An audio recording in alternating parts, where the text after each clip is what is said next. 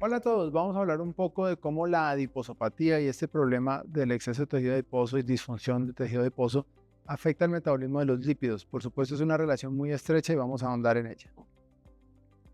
Para empezar, pensemos en cuál es la dislipidemia más frecuente en las personas de nuestra raza latina. Entonces hay un estudio muy grande que ya tiene sus años, pero que sigue siendo muy vigente, en el que más de 30.000 personas de estos países latinoamericanos fueron examinadas por dislipidemia y eran pacientes que en promedio tenían sobrepeso y obesidad.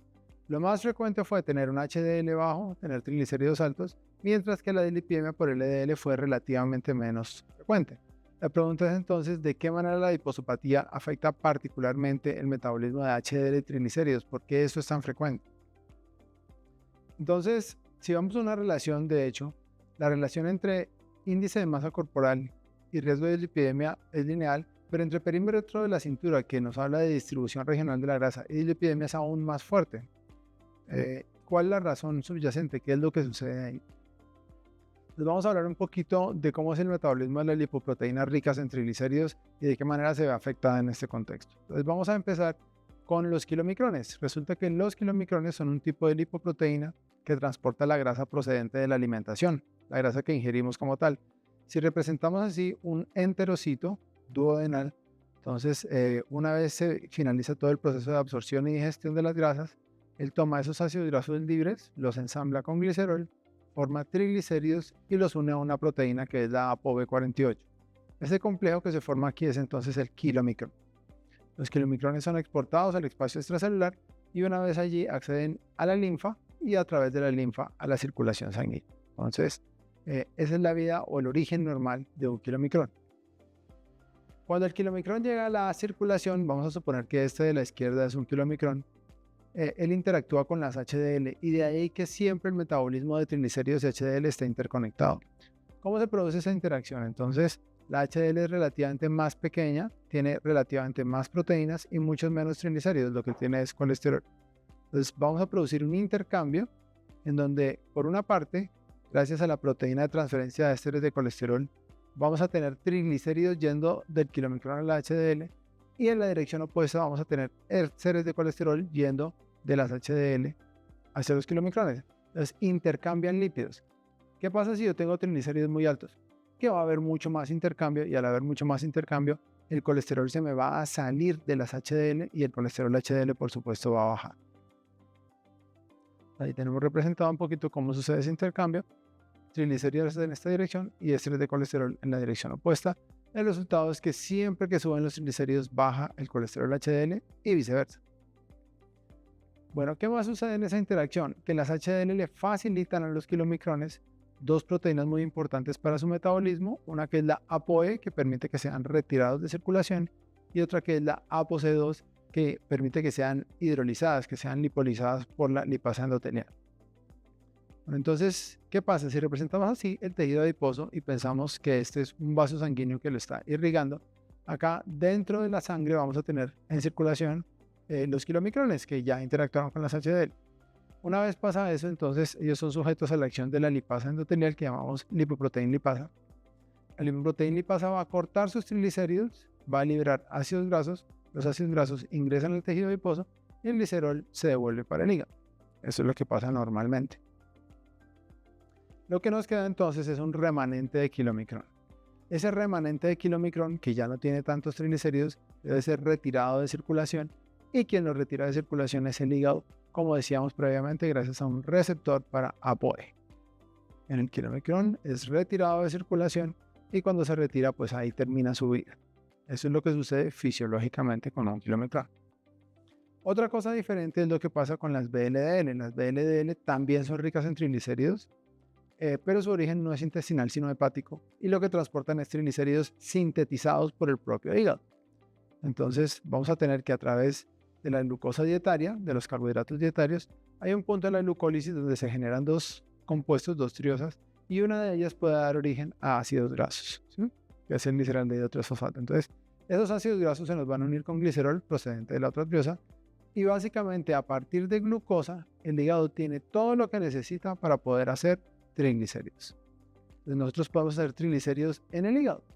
esos triglicéridos se ensamblan en una lipoproteína, pero en este contexto no se va a llamar kilomicrón, sino VLDL, y la VLDL es exportada a la circulación para que sea, digamos, una píldora nutricional que le lleva grasas a los tejidos.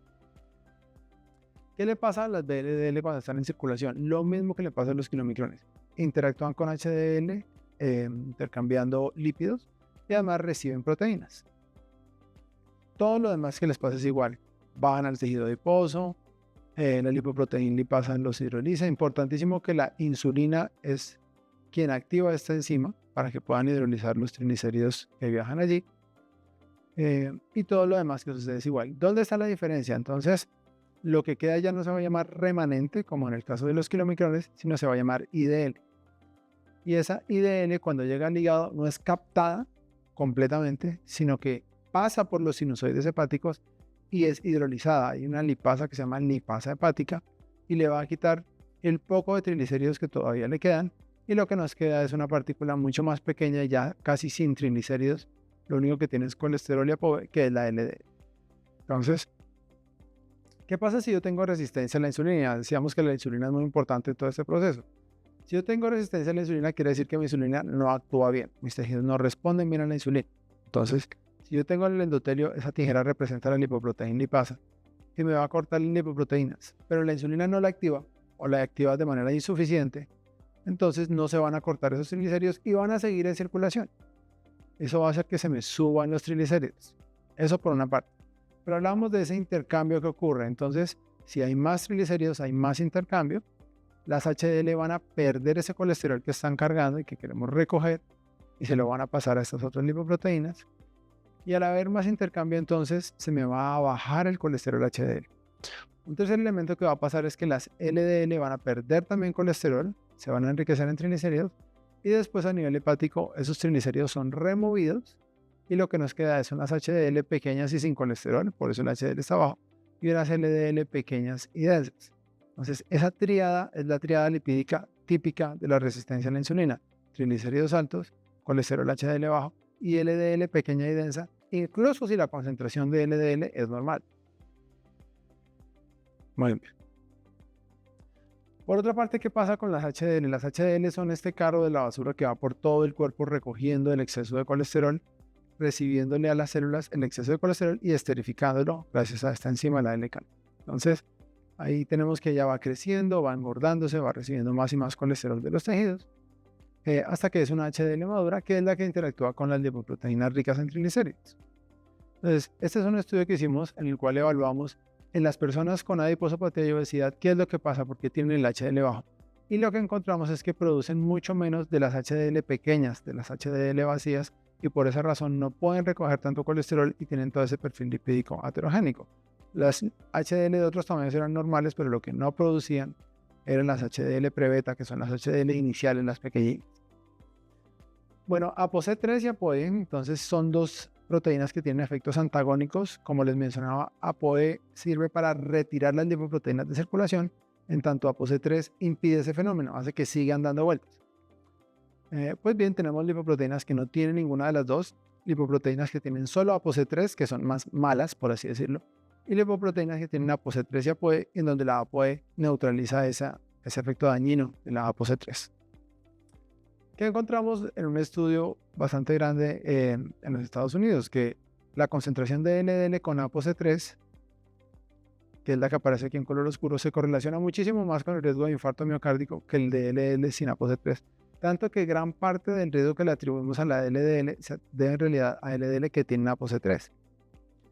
Y que es interesante, cuando yo bajo de peso, miren qué pasa con la ApoC3. En este estudio que fue hablado a 16 semanas, de 171 bajó a 114, bajó casi en un tercio, un descenso de peso entre 5 y 10%.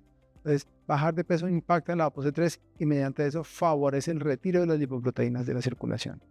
No solamente con manejo médico, incluso en pacientes que hacen cirugía bariátrica, pacientes con adiposopatía, vemos cómo los niveles de ApoC3 posteriores a la cirugía bariátrica pueden bajar 30 miligramos por decilitro o más o menos un 30% nuevamente. Entonces, cualquier intervención que me ayude a reducir la enfermedad del tejido adiposo y el volumen del tejido adiposo va a impactar sobre ApoC3 y por ende en el metabolismo de los triglicéridos.